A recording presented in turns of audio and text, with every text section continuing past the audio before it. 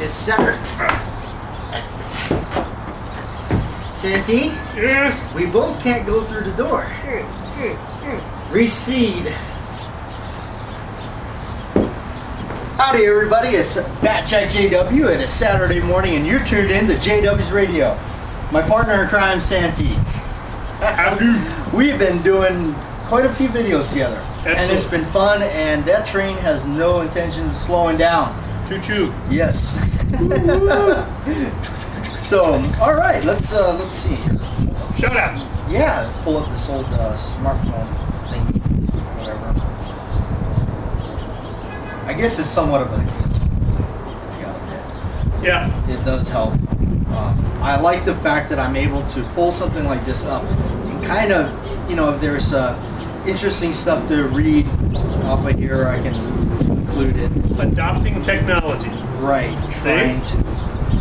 It's slow running, but I almost got it. Okay, you're doing good. Okay. Ooh, that was a good picture from the last one. Remember that picture? Yeah. The cactus and everything. Hey, look, they're running an ad. Wow. That's good. That's good news. Yeah, that is good news. Okay. We got 29 thumbs up on that one. Ooh. Okay, here we go. This one's from E.B. Saint. Ooh, and he said he watched this movie called Hell or High Water, which is it's got Jeff Bridges in it. Supposedly really good about the Texas Rangers. I actually saw that in the store. I didn't want to go check it out. Hopefully you guys can hear us, and because we are outdoors and doing this thing. The Gunfighter 45 ACP, the Crazy Scotsman, hey, the gun enthusiast. He says, sup, bro, my brother. That's my friend from Texas. Speaking of Texas. Okay, Mr. Holster, Varen K, Glock 17, Bob Hartman. These are the usual guys. I love it. The usual. Yeah, I love always the usual guys that always are tuned in. Lead, and we have MP Gunther 1, Scott F, 3 Wolves 4570. All 3 Wolves. Yep. Edward Petty, Big Al, Richard Godinez Landeros. I hope I'm saying that right. I always Is he a French guy? I don't know. He actually wrote it out one day in a comment for me how to say it, but I kind of forgot. All right, Joe P. It's Joe. Joe. All right, and we have Peppered 88. I like that. Pepper. Yeah. He says, great to see you. Really like the old BATJAC JW. You got me in the mood to watch some movies this Saturday. Good. Yeah, good movies are always good. And more of those to come. I've been actually thinking about it. Gonna do something on the Beretta. So, Russ Elder, Douglas Walther, and Bernard Flood. I believe he's in Ireland. Yeah, greetings from Ireland. Yeah, so cool. All the way from Ireland, we got people watching. That's awesome. I never would imagine when I started doing this stuff that we get this kind of an audience, especially all over the place, Ireland and. Have you got any viewers on yours that are from? Yeah, I've got an Ireland fellow. In fact, he actually may be a cousin of mine. What? Well, okay, it's a long shot, but last name is Morgan, and I said, wait a minute, I have a Morgan wife, and he's from Ireland too. Yeah. Yeah. Oh, okay. Yeah. It's always neat when you get people from other countries or whatnot. Yeah, it is. I always found that really interesting. Like Hawaii, that's another country. Yeah, right. Apparently, if you're trying to ship your car out here. Yeah, we can't ship your this thing for you because by the way, I found all that was nonsense. Remember, I was like, waste. Anyway, but I did get the car. I got the car. How about that? I actually got the car. A Model T Ford. Sure. No, but I got the car and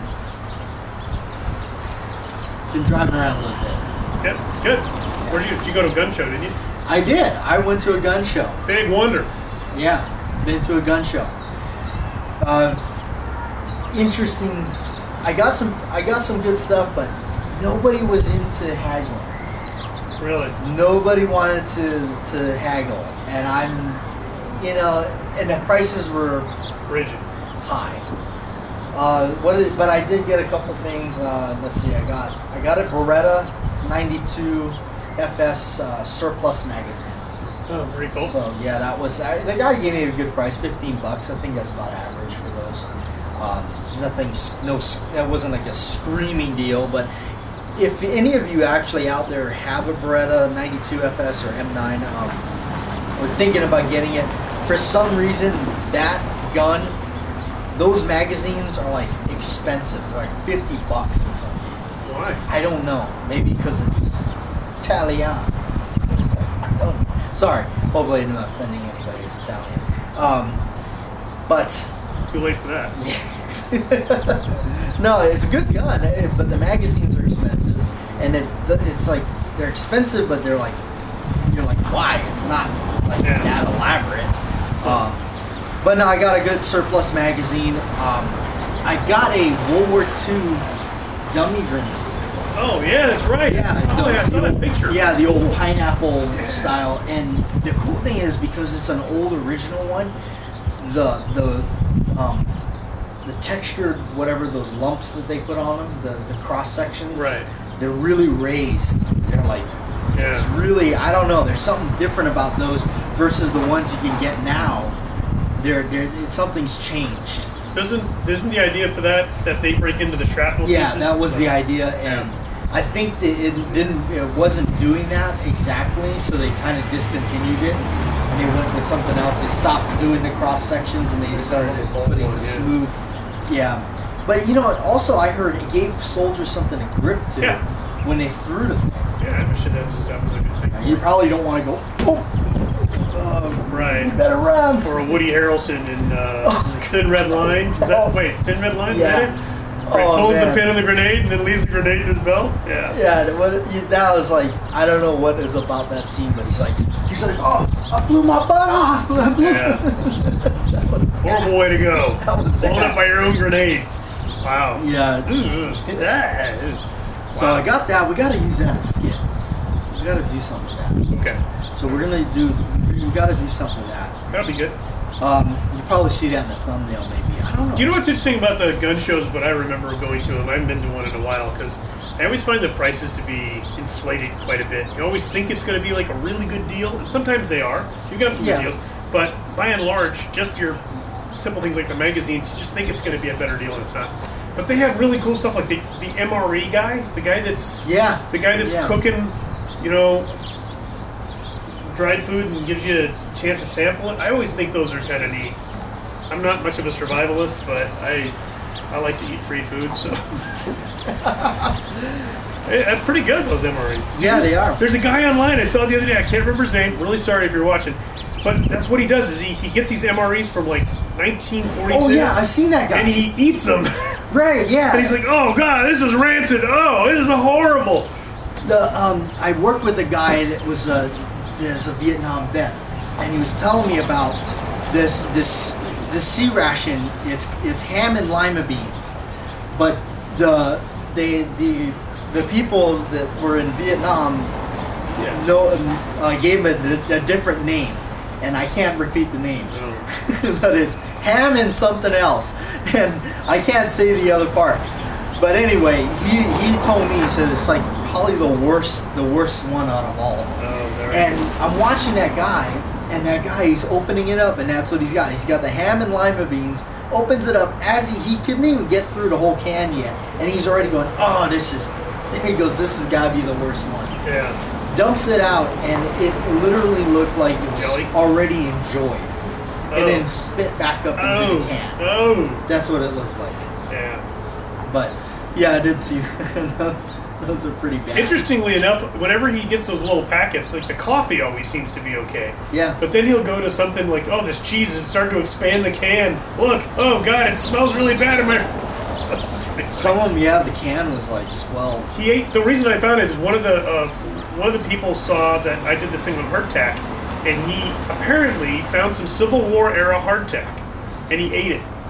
And then, of course, he didn't like it very much, so he put it in coffee, he put it in water, and it got better, but it was a 153-year-old piece of bread that he ate, essentially, a cracker. I actually saw that video of yours. How did you get that? Well, I made that. Oh, you made that? Yeah, I made hardtack so that I could show the kids and stuff when I go to do living history stuff. I've eaten it. My wife, Rita, she makes it for the kids sometimes when we do Old West stuff for her school so that they can taste it and see what it tastes like. It's not bad. It tastes like a really thick cracker, but, 153 years later, I'm sure it doesn't taste like a cracker anymore. Yeah. It tastes like an Adobe brick or something. So, I almost bought a Coach gun in that show. Why didn't you? Because the guy wouldn't come down on the price. What was he charging? He wanted $475 For a Rossi double barrel side to side Coach gun. exposed hammers? Or Yes, mule leaders. $450? $475.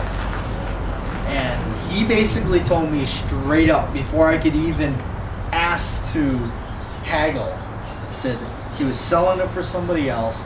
There was no room for whatever. So I just basically walked away. I wasn't going to pay that kind of money for one when you can buy the Stoker. You can buy the Stoker one for about $350, can't you? Yeah, like you can buy other ones that are. Because here's the thing: when we do those shows, like I'm new to doing those shows, and I was really happy to be able to do them with you. But I found out that you don't want nice stuff. No. Because it gets beat up. Yeah, it does. So, and I don't that's why I like my Cimarrons. They're not I'm not saying they're cheap, but they're not cheap as in they're not $1,500. Right. And if I drop it on the ground, I'm not gonna have a heart attack right there. Right. Dropping a collectible, expensive item. You're Well, absolutely right. I think Bob Munden said it best when he was doing the gun twirling. He says, "Now don't be going and getting Granddaddy's Colt and doing this and dropping it on the concrete." I've had some other reenactors come up and say, "Well, listen, if you got a Colt, why not just use it?" You're absolutely right, but I still fall down when I get shot, and sometimes it's on pavement, and you try to protect those things as much as you can, put them over your chest, whatever, but you just never know what's going to happen, and all it takes is one scratch, and then that devalues your $1,500 Colt. So, it's before we wrap this up, I wanted to say there's those of you that seen the movie, and I'm sure there's a lot of you that have seen it, especially if you're subscribed to this channel. The movie, the original Dirty Harry movie, when he's up at the cross at the Kezar Stadium, and he takes out the Magnum and throws it. They actually had a pillow, but he missed. When you hear that sound, that gun landing, that's the real gun hitting the concrete or whatever. Oh, that hurts. Because he missed the pillow. That is supposedly the story on that one. Yeah. Anyway, that's Saturday morning. Like, share, and subscribe. Santine, thanks for joining me for this Saturday morning. Anytime, buddy. And keep tuning in. And I appreciate all the support the channel's been getting, even though it's been a little rough trying to get the videos out. But we're working on it and trying to get more going. And I know I got to get in. Please like, share, and subscribe, and we'll see you on down the trail. I got you back.